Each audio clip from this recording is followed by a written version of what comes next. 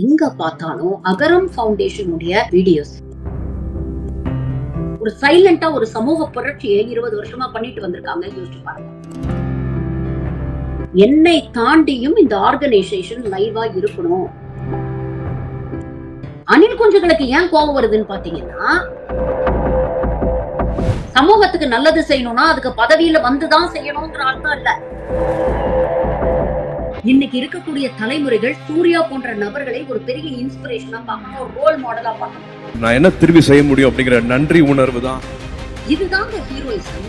160 சீட்ல ஆரம்பிச்சது இப்ப 15 வருஷம் கழிச்சு இப்ப கிட்டத்தட்ட 6000 மாணவர்களுக்கு மேல நம்ம கொண்டு போய் சேர்த்திருக்கோம். இந்த தைரியம் சினிமாவில் இருக்கிற ஒவ்வொருத்தருக்கும் வரணும். நான் 1000 கோடி ரூபாய் சம்பாதிக்கிறேன், இதெல்லாம் விட்டுட்டு உங்களுக்கு சேவை செய்யறதுக்கு தான் நான் அரசியல்ல குதிச்சிருக்கேன், அதனால எனக்கு ஓட்டு போட்டு என்ன சிஎம் ஆக்குங்க, அப்புறம் நான் உங்களுக்கு நல்லது பண்றேன் அப்படின்னு சொல்ற தற்கொலைகளை தாண்டி. வணக்கம் நேயர்களே, இது ஷர்மிளா டாக்கீஸ். நான் உங்கள் டாக்டர் ஷர்மிளா. நேத்து பாத்தீங்கன்னா சமூக வலைதளங்கள்ல எங்க பார்த்தாலும் அகரம் ஃபவுண்டேஷனுடைய அந்த 20th ஆனிவர்சரியோடைய வீடியோஸ். கிட்டத்தட்ட 6700 குடும்பங்களை சேர்ந்த 8000க்கும் மேற்பட்ட மாணவர்கள். இதுல 67% பெண்கள். இதுல பெரும்பாலானோர் முதல் தலைமுறை பட்டதாரிகள். வறுமையில இருக்கக்கூடிய குடும்பம், வசதி இல்லாத குடும்பம், கிராமங்கள்ல இருக்கக்கூடிய குடும்பங்கள். கல்வி அப்படிங்கிறது ஒரு எட்டா கனவாக இருந்த பல குடும்பங்களுக்கு இன்னைக்கு ஒரு கலங்கரை விளக்கமாக இருக்கிறார் நடிகர் சூர்யா மற்றும் அவர் குடும்பத்தினர். அப்போ ஒரு குடும்பமே எந்த அளவுக்கு மோட்டிவேட்டடா பல குழந்தைகளை பட்டதாரிகளாக்கி அவங்களுக்கு ஒரு வாழ்வாதாரத்தை ஏற்படுத்தி கொடுத்து ஒரு சைலண்டா ஒரு சமூக புரட்சியை 20 வருஷமா பண்ணிட்டு வந்திருக்காங்க. யோசிச்சு பாருங்க. உண்மையிலேயே பாராட்டப்பட வேண்டிய விஷயம். இதுதாங்க ஹீரோயிசம். இது போன்ற நபர்களை தான் நாம இன்ஸ்பிரேஷனா எடுத்துக்கணும். இன்னைக்கு இருக்கக்கூடிய தலைமுறைகள் சூர்யா போன்ற நபர்களை ஒரு பெரிய இன்ஸ்பிரேஷனா பார்க்கணும், ஒரு ரோல் மாடலா பார்க்கணும். அதை விட்டுட்டு தேவையில்லாம பஞ்சு டயலாக் பேசுற பரதேசிகள் எல்லாம் நம்பி சமூக வலைதளங்கள்ல உங்க நேரத்தையும் உங்க வாழ்க்கையும் விரயம் பண்ணிட்டு இருக்காதீங்க. சமூகத்துக்கு நல்லது செய்யணும்னா அதுக்கு பதவியில வந்துதான் செய்யணுங்கிற அர்த்தம் இல்ல. உண்மையிலேயே மனசுல செய்யணும் அப்படிங்கிற ஒரு நல்லெண்ணம் இருந்ததுன்னா அதை சின்ன விஷயமாவும் செய்யலாம், பெரிய பெரிய விஷயங்களாகவும் செய்யலாம். அவர் சக்திக்கு சூர்யா பெரிய அளவுல செய்யறாரு. நம்ம ஒவ்வொருத்தர் மனசையும் சமூகத்துக்கு ஏதாவது கான்ட்ரிபியூட் பண்ணணும் அப்படிங்கிற எண்ணம் இருந்ததுன்னா அதை சைலண்டா நம்ம செஞ்சுட்டு போவோம். நான் 1000 கோடி ரூபாய் சம்பாதிக்கிறேன், இதெல்லாம் விட்டுட்டு உங்களுக்கு சேவை செய்யறதுக்கு தான் நான் அரசியல்ல குதிச்சிருக்கேன், அதனால எனக்கு ஓட்டு போட்டு என்ன சிஎம் ஆக்குங்க, அப்புறம் நான் உங்களுக்கு நல்லது பண்றேன் அப்படின்னு சொல்ற தற்கூரிகளை தாண்டி என்னால முடிஞ்சதை இப்போ இன்னைக்கு நான் செய்யறேன் அப்படின்னு 15 வருஷம் முன்னால ஆரம்பிச்சு இன்னைக்கு இவ்வளவு பெரிய ஒரு ஆலமரமாக அகரம் ஃபவுண்டேஷனை வளர்த்தி வச்சிருக்காரு. அப்படிப்பட்டவங்களை ரோல் மாடலா எடுத்துப்பீங்களா? இல்ல சும்மா மேலோட்டமா அரசியல் பேசக்கூடியவங்களா ரோல் மாடலா எடுத்துப்பீங்களா? இதுல கமல்ஹாசன் அவர்கள் இந்த நிகழ்ச்சியில பேசின ஒரு விஷயம் இன்னைக்கு வைரல் ஆயிட்டு இருக்கு. எப்பவுமே நல்லது ஒருத்தர் பண்ணார் வச்சுக்கோங்க, அதை பாராட்டு ஒரு 4 பேர் இருந்தாலும் அதை வசப்பாடுறதுக்கும் திட்டுறதுக்கும் விமர்சனம் பண்றதுக்கும் ஒரு 10 பேர் இருப்பாங்க. கிட்டத்தட்ட நேத்து பாத்தீங்கன்னா சோசியல் மீடியால ஒட்டுமொத்த சங்கி கூட்டமும் சரி, அணில் குஞ்சுகளும் சரி, சூர்யாவை போட்டு வறுத்தெடுத்துட்டு இருந்தாங்க. இல்லாத பொல்லாத பொய்களை எல்லாம் திரித்து சொல்லி பல தப்பான தகவலை சமூக வலைதளங்கள்ல பகிர்ந்துகிட்டு இருந்தாங்க. ஏன் சங்கிகளுக்கும் இந்த தற்கூரிகளுக்கும் இவ்வளவு கோவம்? யோசிச்சு பாருங்க. கமல்ஹாசன் மேடையில ஒரு விஷயத்த ரொம்ப தெளிவா சொல்றாரு. கல்வி அப்படிங்கிறது நமக்கான ஆயுதம். புரட்சியாளர் அம்பேத்கர் சொன்ன மாதிரி கத்தியின்றி ரத்தமின்றி ஒரு புரட்சி செய்ய முடியும்னா அது கல்வியால் மட்டும்தான் முடியும். அதனால தயவு செஞ்சு கல்விங்கிற ஆயுதத்தை கையில எடுங்க. இதத்தான் நேத்து கமல்ஹாசன் திரும்ப ரீட்ரேட் பண்றார். அந்த சட்டத்தை மாற்றி எழுதக்கூடிய பலத்தை தருவது கல்விதான். அந்த கல்வி இந்த போரில் ஆயுதமின்றி நாட்டையே செதுக்க வல்லது. இது சர்வாதிகார சங்கிலிகளை, சனாதன சங்கிலிகளை எல்லாம் நொறுக்கி தள்ளக்கூடிய ஒரே ஆயுதம் இதுதான். இதை தவிர வேற எதையும் கையில எடுக்காதீங்க. கல்விங்கிற ஆயுதத்தை கையில எடுங்க. அப்பதான் இந்த சனாதன சக்திகளை, இந்த சர்வாதிகார சக்திகளை உங்களால வீழ்த்த முடியும். அதை விட்டுட்டு வேற எந்த ஆயுதத்தை நீங்க கையில எடுத்தீங்கன்னாலும் பெரும்பான்மையை காரணம் காட்டி உங்களை வீழ்த்திடுவாங்க. அதைத்தான் கடந்த 10-11 வருஷமா அவங்க செஞ்சுக்கிட்டு இருக்கிறாங்க. நாடு பூரா மற்ற மாநிலங்களில் எல்லாம் கால் பதித்த பாஜகவால் தமிழ்நாட்டுல ஏன் கால் பதிக்க முடியல? ஏன்னா இங்க கல்வி ரொம்ப ஸ்ட்ராங்கா இருக்கு. இங்க கல்வியினால ஏற்படக்கூடிய விழிப்புணர்வு ரொம்ப ஸ்ட்ராங்கா இருக்கு. அதனாலதான் இவங்களோட பிரிவினைவாதம், மதவாதம் இது போன்ற முயற்சிகளை ஈஸியா நம்மளால முறியடிக்க முடியுது. இத நேத்து கமல்ஹாசன் பேசிட்டாருன்னு சங்கி கூட்டம்லாம் ஒரே தத்தகா புத்தகான்னு குதிச்சுட்டு இருக்குதுங்க. அது எப்படி சனாதன தர்மத்தை பத்தி இவர் பேசலாம்? எந்த அளவுக்குன்னா, நார்த் இந்தியன் மீடியா நாட்டுல முக்கியமான பிரச்சனைகள் எவ்வளவோ இருக்கு. ஸ்பெஷல் இன்டென்சிவ் ரிவிஷன் அப்படிங்கிற பேர்ல வாட்டர் லிஸ்ட்ல 65 லட்சம் பேரை நீக்கி இருக்காங்க பீகார்ல.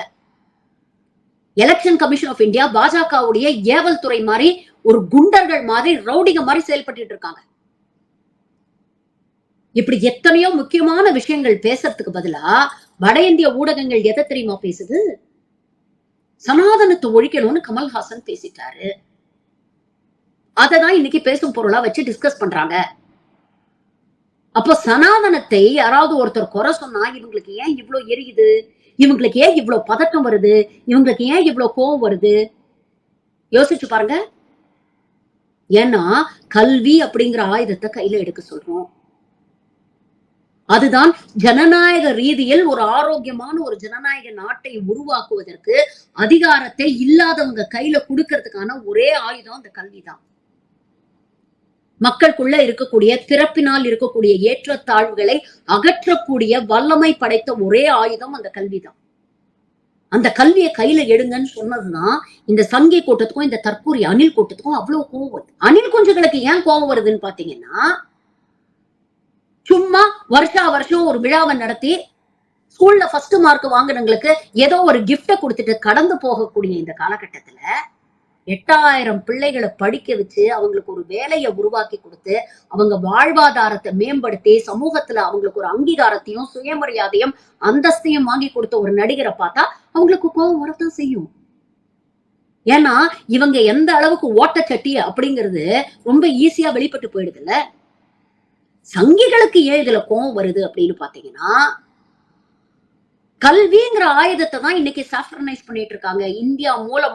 இந்தியா முழுவதும் கல்விய இன்னைக்கு காவி மயமாக்கிட்டு இருக்காங்க. அது மூலமாக அடுத்த தலைமுறையை பிரெயின் வாஷ் பண்ணி இவங்க இழுத்த இழுப்புக்கெல்லாம் கொண்டு வரணும்னு முயற்சி பண்ணிட்டு இருக்காங்க. அப்படிப்பட்ட ஒரு முயற்சியை தகர்த்தெறியக்கூடிய இந்த அகரம் ஃபவுண்டேஷன் போன்ற நிறுவனங்களை பார்த்தா அவங்களுக்கு கோபம் வரத்தான் செய்யும்.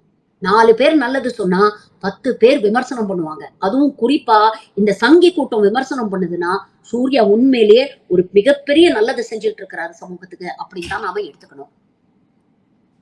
கமல்ஹாசன் அவர்களுக்கு ஒரு சின்ன கோரிக்கை.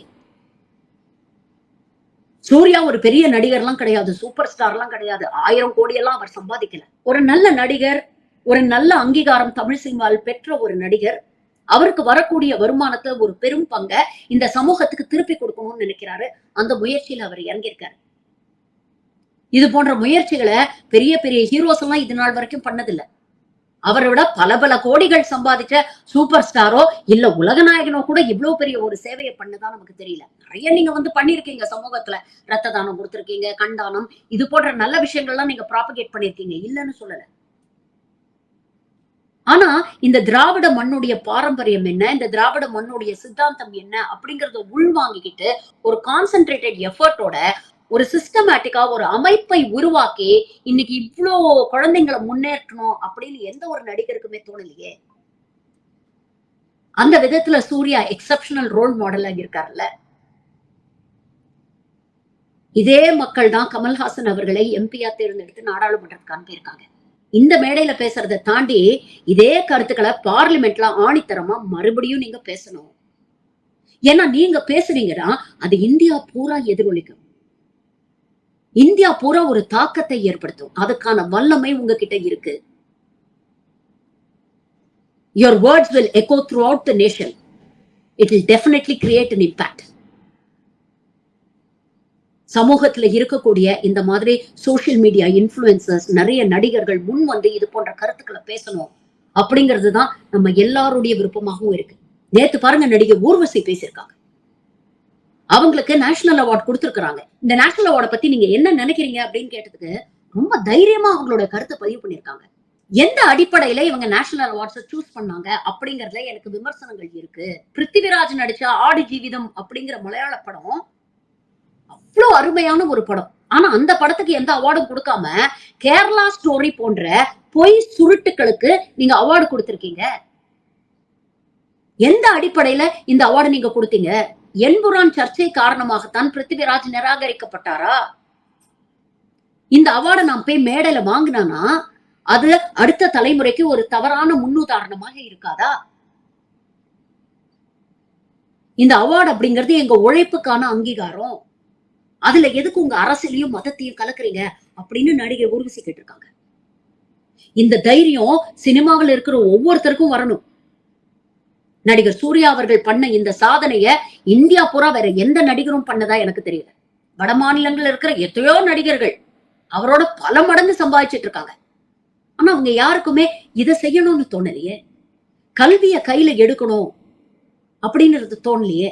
ஒரு வீட்டுல ஒரு பிள்ளைய படிக்க வச்சா அது அடுத்தடுத்த தலைமுறையில எதிரொலிக்கும் அப்படிங்கிற அந்த ஃபோர்தாட்,